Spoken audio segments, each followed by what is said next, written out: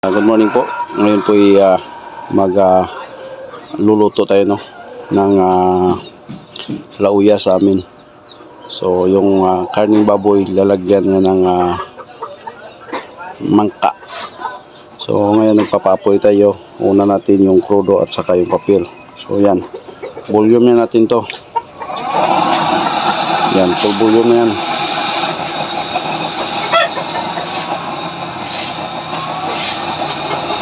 Tayo na natin mag-init. Ito po, puno ng oil So dito natin masubukan kung ilang oras maubos to. So try natin. Umawas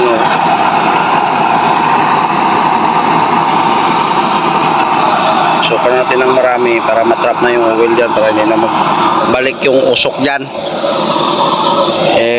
Pull na lang muna natin. So yan po yung krudo pa po yan.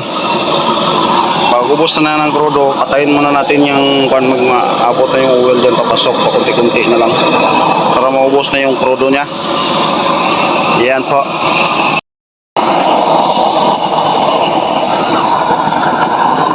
Yan, pumasok na po yung oil nya. So patak-patak na lang tayo dito.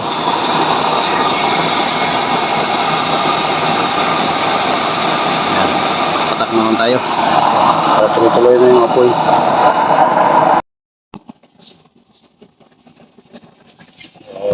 Sanlag muna natin So sa amin ito, sanlag muna.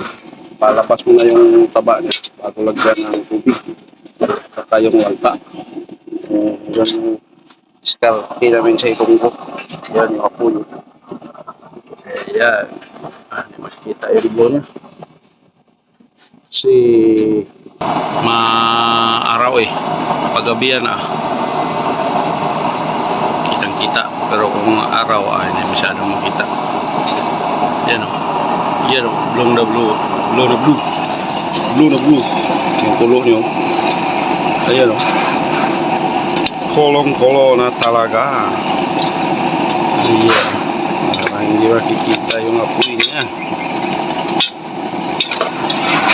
Lauyang baboy. Sarap na ito yung paa ng baboy, kaso wala ng paa so ito na lang. Ito, lagyan na natin ng tubig labas na yung taba niya, so lagyan natin ng tubig. Yan, kadami yung tubig natin para maraming sabaw. Yan yung kagandahan ng LPG mode natin kasi kung nakikita nyo yung dati na 8 lang yung butas natin dyan, kita mo talaga yung kulo doon, yung nasusunog, yung tinitira talaga.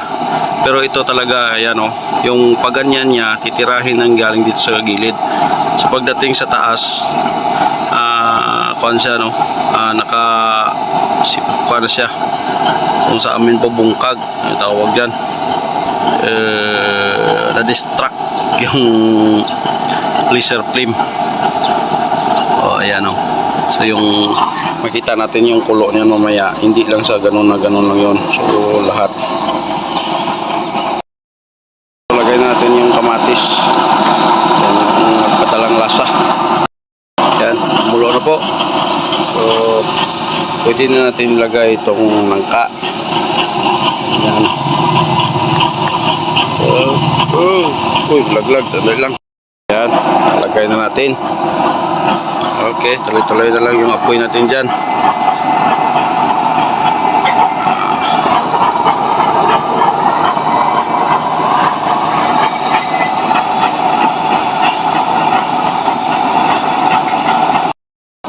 Ayan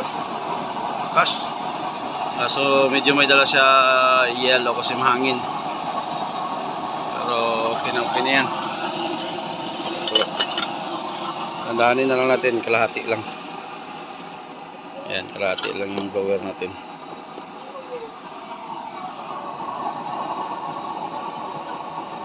Okay. Trabaho na naman tayo. Ito tayo. Ito yung chamber burner natin dalawa. Lagyan natin ito ng regulator para mapadala na naman natin ito kay itong dalawa, para ito kay Sir Edwin Perez at saka Sir Charlie Tainan. So yung dalawa, yung Gitispire natin, ito yung kay Expedito at saka kay Sweetjar, yung isa kay Sweetjar. Yan. Okay. Ito, kumulo na po siya, no. So yung diskarte natin dito, yung pag ganyan na yung niluto natin, dito na lang yung takip niya. Huwag nating ipuro, kasi pag ipuro natin yan, maglabas yung kuwan, wala tayong nilagay ng anti-apaw. Pero kung mayroon tayong nilagay yung stainless plate, pwede naman yun. Pero ito, dito lang naman sa atin, nakabisado ko na kung paano yung pag-apaw. So ginaganyan ko na lang yung takip niya. Ayan, yan po yung diskarte niya.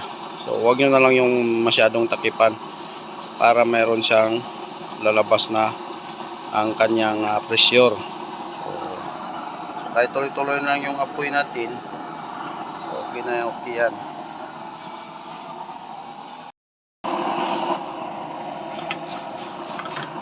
Okay na, malambot na yung nangka, oh. Yan, oh, malambot na, oh. Ito yung karne, malambot na siguro. Malambot na. Pwede nito. So ang apoy niya tuloy-tuloy, no. Ang oil natin kalahati. Yan, kalahati yung nabawas. So yung oras natin isa't kalahati, yung apoy natin kalahati dito. So siguro mga 1 litro dito. So patayin na natin yung oil niya, kasi luto naman siya. Paubusin na lang natin yung oil na daan sa loob ng chamber. So ayan po yung natin. Wala po tayong ginalaw dyan sa lalim, hindi po tayo naghalo-halo. So okay na, okay. So ang magdepende din kasi sa oil, no, kasi yung oil na sasakyan, grabe ka kuan yun, napaka tawag doon. So i-try natin painin. Napaka tigas, kumbaga lapuyot sa amin, tawagin sa inyo. So yan yung medyo painin nyo. So hindi talaga siya makikita, ano. At medyo kung kuan siya, pag medyo malapot siya, so yung matigas, madaling mag-carbon, matigas yung carbon. Pero yung lagay ko dito yung motor oil ng sa sasakyan namin. Pero madali lang kami magkuan, malabnaw lang siya, kasi palagi kami nag-change oil sa sasakyan ng aming opisina. So ito, luto na po. So ito, mga kalahating litro yung naubos niya sa isang oras at kalahati. So ayan, thank you po sa panonood. Maraming salamat.